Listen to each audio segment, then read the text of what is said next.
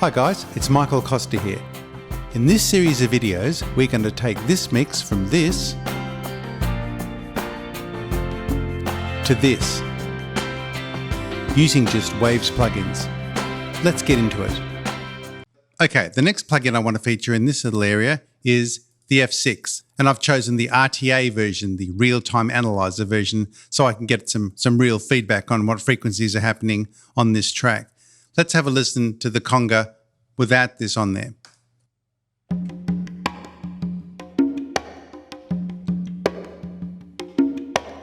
Okay, so that sounds fine, but I was finding it a little bit tubby in the low mids. So I employed this number 2 here and probably number 1 a little bit as well to deal with some of that bottom end. And this is a dynamic EQ. So I'm actually grabbing those frequencies only when they are dominating. So have a listen to that with this on. So you can see what's happening there. And the real-time analyzer portion there is kind of pointing out the nasty frequencies to me.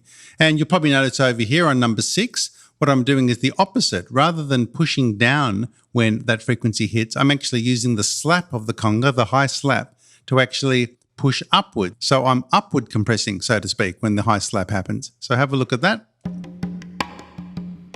I'll solder that frequency up.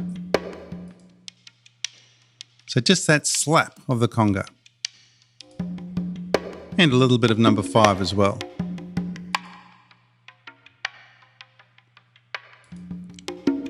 So within the one plugin, I'm pushing down on these troublesome low frequencies and I'm enhancing some of the nice slap that perhaps wasn't quite pronounced enough. So we achieve the finished goal with the one plugin. So the next one I'm going to bring in is the Smack Attack Transient Shaper. So I'm using that on a parallel drum loop path. So here's the normal drum loop on its own. And in this case, I'll quickly just sneak in one of my other plugins, the Renaissance EQ, and that's just giving me a little bottom end boost and a roll off below that. So then what I've done is taken an exact copy of that. And so here's the parallel version of that. And it's got a different EQ curve. I'm just taking out a bit of low mid there and rolling off the very top end because I'm using this Smack Attack here to enhance the transients dramatically and just take away some of the sustain. So first of all, I'll turn it off and here's what we had underneath. Now you can hear that sort of distorting a little bit. That's because of something I'll show you in a future movie, but that's the sound I've got now, but it's a little bit flat and uninspiring. So here it is now with the Smack Attack increasing the transients. So off again and back on.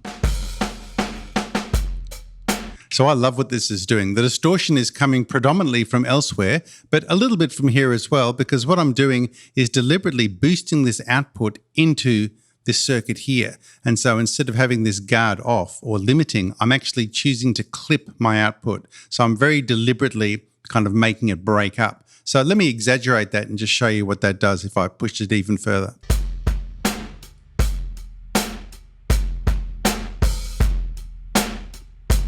So that's really hitting it hard. You can see the red lines jumping down there to show me that. So I'll put it back to around 6 something. I think that's where I had it. So those two work in parallel. So now the original drum loop and the parallel drum loop.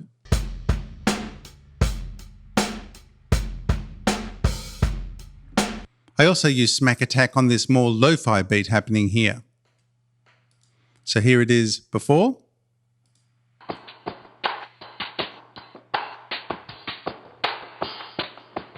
And here it is after. So you can see I've pulled back the sustain a lot to get rid of that kind of reverby wallowing that was happening as well. So another quick before and after.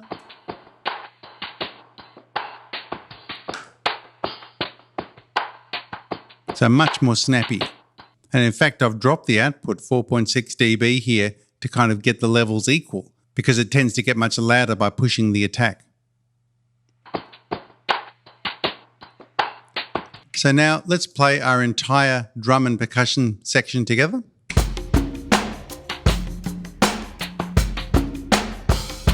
And we'll just quickly turn off the key